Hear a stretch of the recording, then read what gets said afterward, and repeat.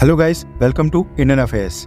आई hope कि आपका आज का दिन शानदार हो एंड लाइफ में आप अपने सारे गोल्स और टारगेट्स को अचीव करें। आज 28 मार्च को कोई सिग्निफिकेंट डे नहीं है, इसलिए हम सीधा आज की टॉप 10 अपडेट्स की तरफ बढ़ते हैं। आज की पहली अपडेट आ रही है भारत और अमेरिका को लेकर। हमने आपको बताया था कि अमेरिका ने भारत के अंदरूनी मामले में दखल देते हुए दिल्ली चीफ मिनिस्टर अरविंद केजरीवाल के अरेस्ट के ऊपर कमेंट किया था। उसको लेकर मोदी सरकार ने कड़ा रुख अपनाया और पिछले कल अमेरिका की भारत में डिप्टी चार्ज द अफेयर्स को समन किया गया। इस तरह का समन विदेश मंत्रालय भेजता है और पिछले कल ये समन मिलने के बाद US chargé d'affaires Gloria Berbena को हमारे विदेश मंत्रालय जाना पड़ा, जहां पर वो 40 मिनट तक रही। कई लोगों को लग रहा था कि भारत अमेरिका को समन नहीं करेगा, लेकिन ये इस साल दूसरी बार है जब भारत ने अमेरिका को समन किया है। इससे पहले सिटीजनशिप अमेंडमेंट एक्ट के ऊपर कमेंट करने के लिए भी मोदी सरकार ने अमेरिका के डिप्लोमेट को समन किया था। भारत ने अमेरिका से कहा है कि इंडियन जुडिशरी पूरी तरह से इंडिपेंडेंट है और उसको भारत की सॉवरेनिटी की रिस्पेक्ट करते हुए हमारे इंटरनल मैटर्स में दखल देने की कोई जरूरत नहीं है। आज की दूसरी अपडेट भी इसी कंट्रोवर्सी से संबंधित है। दरअसल पिछले कल भारत द्वारा अमेरिका के डिप्लोमेट को समन करने के बाद अमेरिका के स्पोक्स पर्सन ने अमेरिका में एक प्रेस कॉन्फ्रेंस की, जिसमें अमेरिका ने मोदी गवर्नमेंट को फिर से टारगेट किया और इस बार तो डबल टारगेट किया गया, दो मुद्दों के ऊपर। अब इस बात को 12 घंटे भी नहीं हुए थे कि अमेरिका के स्पोक्स पर्सन ने फिर से अरविंद केजरीवाल के अरेस्ट के मुद्दे को उठाते हुए एक और बयान दे दिया कि वो इस केस को क्लोजली फॉलो कर रहे हैं और उम्मीद करते हैं कि केजरीवाल का केस भारत में समय सीमा के अंदर निष्पक्ष और पारदर्शी तरीके से हो। केजरीवाल के ऊपर तो टारगेट किया ही, लेकिन यूएस स्पोक्स पर्सन ने भारत की कांग्रेस पार्टी के मुद्दे के ऊपर भी मोदी सरकार को टारगेट किया। यूएस स्पोक्स पर्सन ने अपनी स्टेटमेंट में कहा कि वो इस चीज से अवगत है कि भारत में इलेक्शन से ठीक पहले टैक्स अथॉरिटीज ने कांग्रेस पार्टी के बैंक अकाउंट्स को सीज कर दिया है, जिससे इलेक्शन कैंपेन्स में काफी सारी बाधाएं आएंगी और ये अपने आप में काफी चैलेंजिंग और चुनौतीपूर्ण होगा। अमेरिका इन दोनों चीजों को लेकर भारत को क्लोजली मॉनिटर कर रहा है। शायद मोदी सरकार का यूएस के सीनियर डिप्लोमेट को समन करना उन्हें पसंद नहीं आया, तभी तो 12 घंटे के अंदर ही केजरीवाल के केस के साथ साथ कांग्रेस पार्टी के बैंक अकाउंट्स को फ्रीज करने पर भी अमेरिका मोदी सरकार को घेरने की कोशिश कर रहा है। अब देखना ही होगा कि भारत का विदेश मंत्रालय इस मुद्दे के ऊपर अमेरिका को क्या जवाब देता है और अमेरिका के खिलाफ क्या एक्शन लेता है। आज की तीसरी अपडेट आ रही है अमेरिका के बाल्टीमोर से, जहां पर पिछले कल एक शिप ने ब्रिज को टक्कर मार के उसको गिरा दिया था। इस पूरे इंसिडेंट के बारे में बाल्टीमोर मैरीलैंड के गवर्नर ने एक स्टेटमेंट दी है, जिसमें उन्होंने बताया कि शिप के जो क्रू मेंबर्स हैं वो एक्चुअली में सबके सब हीरोज हैं। उन्होंने एक्सीडेंट से काफी समय पहले ही अलर्ट करके मेडे कॉल दे दी थी और लोकल ट्रांसपोर्टेशन डिपार्टमेंट और एडमिनिस्ट्रेशन को अलर्ट करके ब्रिज के ऊपर ट्रैफिक रोकने के लिए बोल दिया था। उन्होंने अथॉरिटीज को पहले से ही इन्फॉर्म कर दिया था कि उनके शिप का कंट्रोल उन्होंने खो दिया है और अब एक्सीडेंट होने की पूरी संभावना है। उनके इन्फॉर्म करने के बाद ही मैरीलैंड डिपार्टमेंट ऑफ ट्रांसपोर्टेशन ने ब्रिज के ऊपर ट्रैफिक जाने से रोक दिया था, जिसकी वजह से कई लोगों की जान बच सकी है। इवन अमेरिका के प्रेसिडेंट जो बाइडेन ने भी शिप के क्रू मेंबर्स की तारीफ की है और कहा कि उनके कारण कई सारे लोगों की जान बच गई है। अब देखा जाए तो इस शिप के ऊपर जो 22 लोगों का क्रू मेंबर्स था वो सारे भारतीय ओरिजिन के हैं, यानी भारत से है। अभी तक तो खैर ये क्लियर नहीं हुआ है कि ये एक्सीडेंट प्योरली एक ह्यूमन एरर थी, यानी किसी व्यक्ति की लापरवाही के कारण ही शिप ने रिस्पॉन्ड करना बंद कर दिया था, या फिर ये प्योरली एक मशीन फेलियर था और इसको एक एक्सीडेंट समझा जाएगा। अगर ह्यूमन एरर का केस होगा तो क्रिमिनल प्रोसीडिंग्स होंगी, वरना अगर ये मशीन फेलियर का केस हुआ तो सबको छोड़ दिया जाएगा। आज की फोर्थ अपडेट आ रही है भारत के अमीर लोगों को लेकर। दरअसल वर्ल्ड इनइक्वालिटी लैब नाम की एक इंटरनेशनल एजेंसी है जो वर्ल्ड वाइड डेटा को कलेक्ट करके ये पता लगाती है कि किसी भी देश में वेल्थ और पैसा वहाँ की जनता में किस प्रोपोर्शन में बंटा हुआ है और वो लोग अपने देश में टैक्सेस किस रेट के ऊपर देते हैं। अब इस एजेंसी ने भारत को लेकर एक रिपोर्ट जारी की है, जिसमें बताया है कि भारत के जो टॉप 1% लोग हैं उनके पास देश की 40% वेल्थ है। अब वेल्थ में घर, गाड़ी, प्रॉपर्टी, जमीन, कैश, एफडी, स्टॉक्स और म्यूचुअल फंड, ये सब कुछ कैलकुलेट किया जाता है।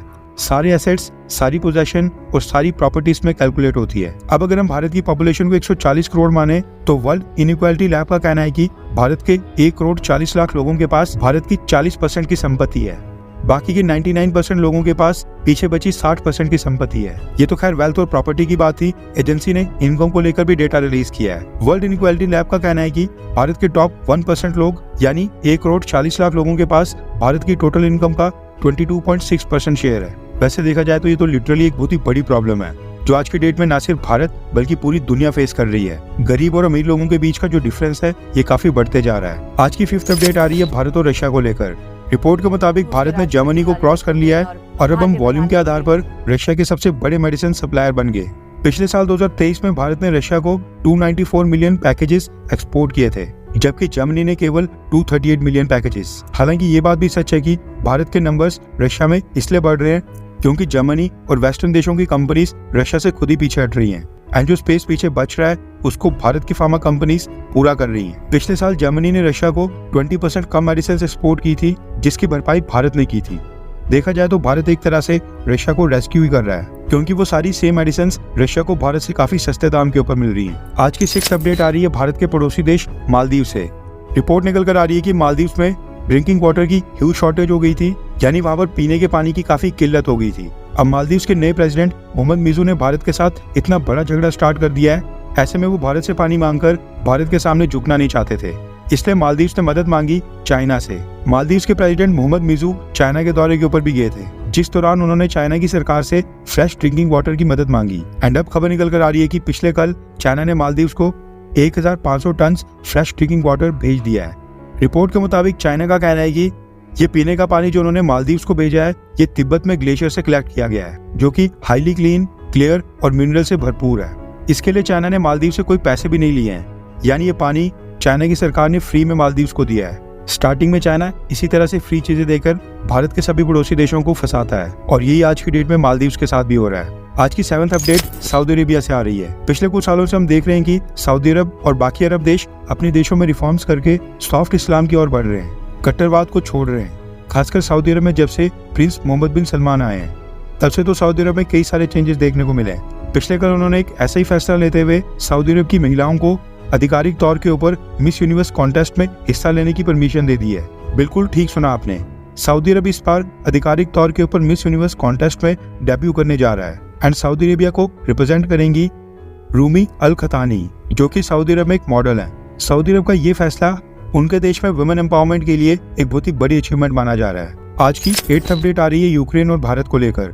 आज 28 मार्च है और यूक्रेन के विदेश मंत्री दमित्रो कुलेबा आज सुबह 2 दिन के दौरे पर भारत पहुंच गए हैं। हमारे विदेश मंत्री डॉक्टर एस जयशंकर सर और deputy national security adviser Vikram Misri sir के साथ उनकी मीटिंग पहले से शेड्यूल है, और देखना ही होगा कि क्या हमारे प्रधानमंत्री मोदी जी यूक्रेन के विदेश मंत्री के साथ कोई मीटिंग करते हैं या फिर नहीं।